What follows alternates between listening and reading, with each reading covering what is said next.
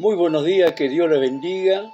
Una vez más vamos a compartir un video con un tema bíblico bastante profundo. Y esto prácticamente va dedicado a todos aquellos, a todos aquellos que alguna vez estuvieron militando en una congregación, congregándose en algún lado, ¿no? Por eso dice la parábola del hijo pródigo. Pródigos son todos aquellos que un día estuvieron y hoy no lo están, ¿no? Pero la Biblia me enseña algo muy, pero muy importante que podemos prestarle atención.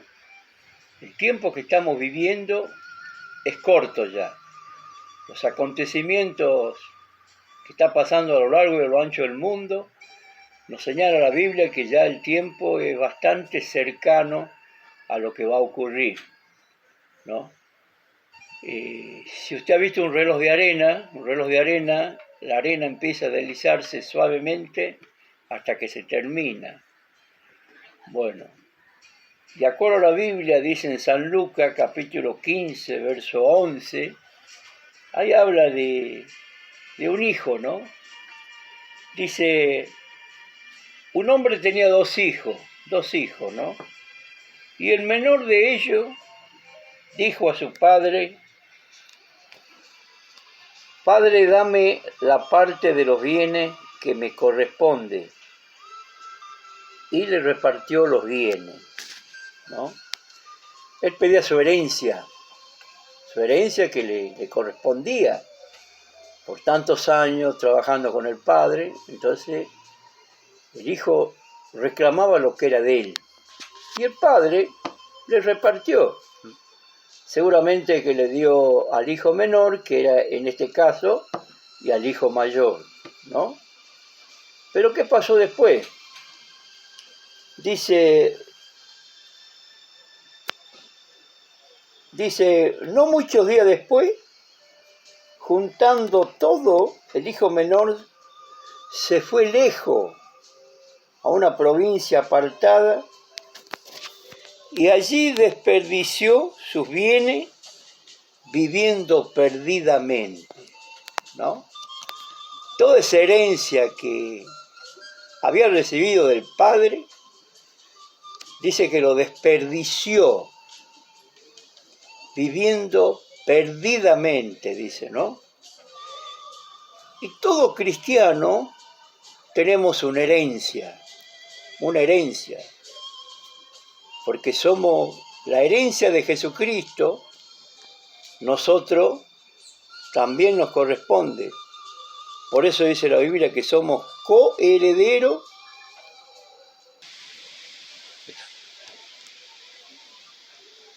Pero cuando nos vamos de la casa del Padre, como hizo este muchacho, vivió perdidamente, claro, se vio con dinero en las manos, habrá pensado, ¿para qué voy a trabajar si tengo mucha plata? ¿No? Cuando nos vamos de la congregación, de la iglesia, pensamos igual. Si estoy bien, ¿para qué me voy a seguir congregando, no? Pero el tiempo pasó, el tiempo pasa, ¿no? Dice, y cuando todo lo hubo malgastado,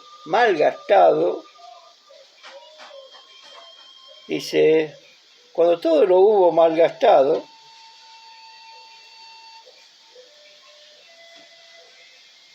dice, perdón, y cuando todo lo hubo malgastado, vino una gran hambre en aquella provincia y comenzó a faltarle.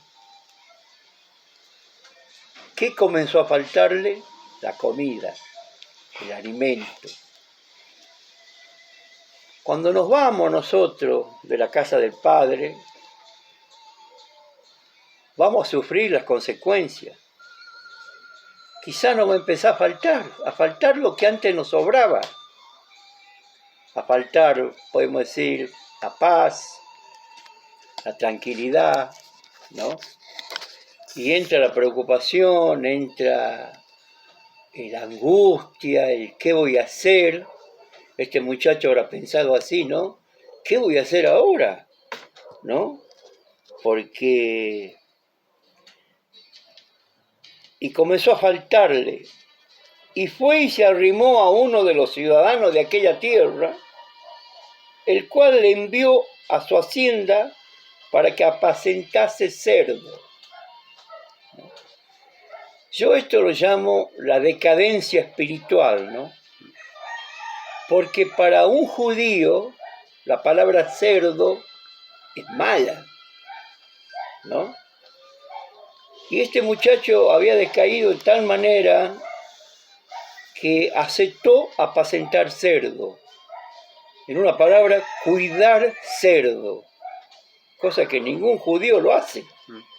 Pero él estaba haciéndolo. Hoy muchos que se alejaron de la iglesia también están haciendo cosas que quizás nunca lo hubieran hecho estando dentro de la iglesia, ¿no?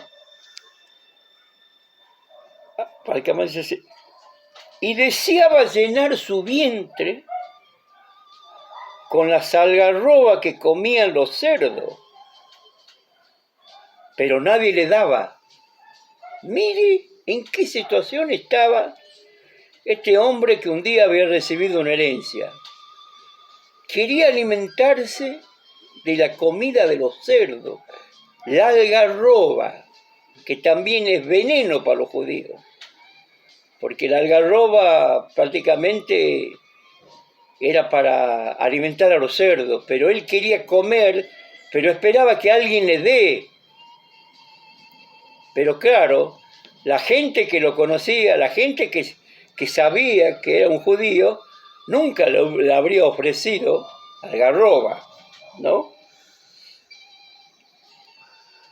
Volviéndose en sí, y acá viene lo bueno, acá viene cuando una persona recapacita consigo mismo, ¿no? Dice, y volviendo en sí dijo, ¿cuántos jornaleros en la casa de mi padre tienen abundancia de pan y yo acá perezco de hambre? Ahí empezó a recapacitar, ¿no? Él reconocía que en la casa de su padre aún los jornaleros tenían abundancia de pan, ¿no? Y él estaba pereciendo de hambre, ¿no? Cuando estamos lejos de la casa del Padre, no va a pasar estas cosas. Por ahí te viene una enfermedad, por ahí perdí el trabajo, por ahí tenía un problema de índole familiar. Entonces, ahí donde tiene que recapacitar con vos mismo y decir, bueno, lo que hizo este muchacho, ¿no? Dice, me levantaré e iré a mi padre y le diré, Padre, he pecado contra el cielo y contra ti, ¿no? Ya no soy digno de ser llamado tu hijo, hazme como a uno de tus jornaleros. Esto se llama humillación. Humillación. La palabra de Dios dice que el que se humilla será exaltado y el que se enaltece será humillado. Él podía haber vuelto porque era hijo. Él podía haber vuelto con toda la pompa, ¿no? Así, con toda la prepotencia que se fue. Pero era tanta la necesidad que tenía de volver a la casa del Padre que estaba dispuesto a humillarse a tal punto de no querer ser hijo, sino ser un simple jornalero, ¿no? Y levantándose vino su padre, y levantándose. Acá hay algo que tienen que prestar atención. Al hijo pródigo nadie lo buscó. Nadie fue a buscarlo. Hay hermanos que se han apartado y están esperando que lo vayan a buscar. No, es una decisión personal de la persona misma, ¿no? Nadie lo fue a buscar y levantándose, vino a su padre y cuando aún estaba lejos, lo vio su padre y fue movido a misericordia y corrió y se echó sobre su cuello y le besó. ¿Sabe por qué? Porque el padre siempre lo estuvo esperando. Y si alguna vez te fuiste de alguna iglesia, de alguna congregación, acordate que siempre te están esperando. Y siempre quisieran verte entrar por esa puerta que una vez te fuiste. Que una vez te fuiste, como se fue el hijo pródigo. ¿Qué pasó acá? El gran encuentro, llamo yo. El hijo que volvía todo maltrecho, seguramente enfermo, seguramente mal vestido. Y el padre le abrazó y le besó. Y el hijo le dijo, Padre, he pecado contra el cielo y contra ti, y ya no soy digno de ser llamado tu hijo. Porque irse de la congregación es un pecado. Es un pecado que se peca contra el cielo y contra la persona que está al frente de esa congregación, ¿no? Entonces, pero el padre dijo a su siervo, saca el mejor vestido y vestile, y pone un anillo en su mano y calzado en sus pies, ¿no? Si el hijo pródigo no se hubiese humillado como se humilló, nada de esto hubiese recibido. Por eso es necesario, cuando uno se humilla ante Dios, uno recibe de Dios. Pero cuando no te humillas, no recibes nada, ¿no? Y bueno, ordenaron traer el becerro gordo y matarlo, y comamos y hagamos fiesta. Pero había uno que estaba enojado, ¿no? Porque mi hijo muerto era y ha revivido, se había perdido y es hallado, y comenzaron a regocijarse. Cuando un pródigo vuelve a la congregación, hay fiesta, hay alegría. Qué lindo es decirle, bienvenido hermano, te estaba extrañando, ¿no? Te estaba extrañando. Hicieron una fiesta, ¿no? Pero había uno que estaba enojado. Hay uno que siempre se va a enojar porque vos volvés, ¿no? Y su hijo mayor estaba en el campo y cuando vino y llegó cerca de la casa, oyó la música y la danza y llamando a uno de los criados le preguntó, ¿qué era aquello? Él le dijo, tu hermano ha venido y tu padre ha hecho matar al becerro gordo por haberle recibido bueno y sano. Entonces se enojó y no quería entrar, salió por tanto su padre y le rogaba que entrase.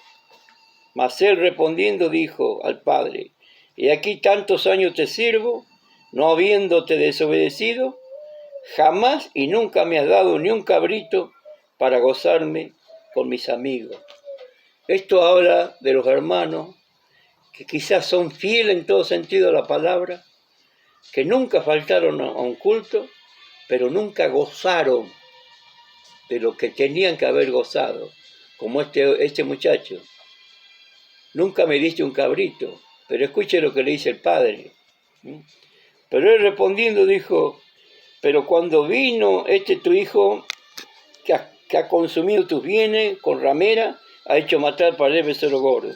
Él entonces le dijo, hijo, tú siempre estás conmigo y todas mis cosas son tuyas.